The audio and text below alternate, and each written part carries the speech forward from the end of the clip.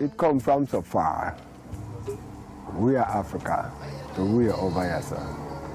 You understand? So coming from so far, it have to have a spiritual connection. Them really take I and I out of Africa, but them couldn't take Africa out of I and I said, you know?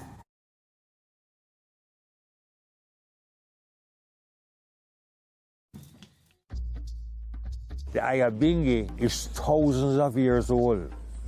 It's not a 100-year thing limited to Jamaica. If you will research Queen Muhumusa, who did not inaugurate but recalled the Ayabingi, like Haile Selassie also. History of the Nyabingi comes from Queen Nyabingi, come from Kikezi, Uganda. She was a great drummer, and she was a warrior queen. So, true, we use a drum, and we know that she was a great drummer. Play a drum for 4 or 5 hours at a time. But the warrior queen, Nyabingi, is really where the idea came from. She was a warrior lady, you know. We do a lot of fight physically on the battlefield to protect the tradition of black people, not even Rasta and all, you know, but black people. That lady, as far as I know, is the one that comes for equal rights and justice to everyone, you know. And I could have a tradition, you know, by the name of Nyabingi.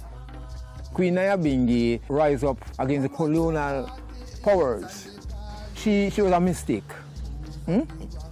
And it is said that she the defender of the poor and the oppressed. That's basically it. Just like Nyabingi order. Because in early Jamaica in 1920s, it was a colonial rule at that time. So Rastafari rise up through anti-colonial struggle of total oppression in the 1920s come right down to now. So we could easily identify with the struggles of Queen Nyabingi and relate it to Jamaica in that colonial era. The Rastafari bridging them, so well, we use Nyabingi. At the time, they used to say Nyabingi means dead, the white oppressor. And after a while they changed it, the black and white oppressor. In those days, Rastafari couldn't chant like here.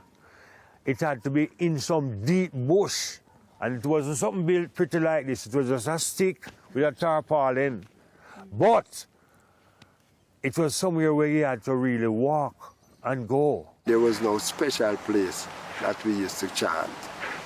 All of us come together and one brethren would say, you know, I man can host the groundation of the gates. You know, so the next bingy they out of pit 4, and you would tell him, and he would tell somebody else, and then we'd reason together and say, when we going?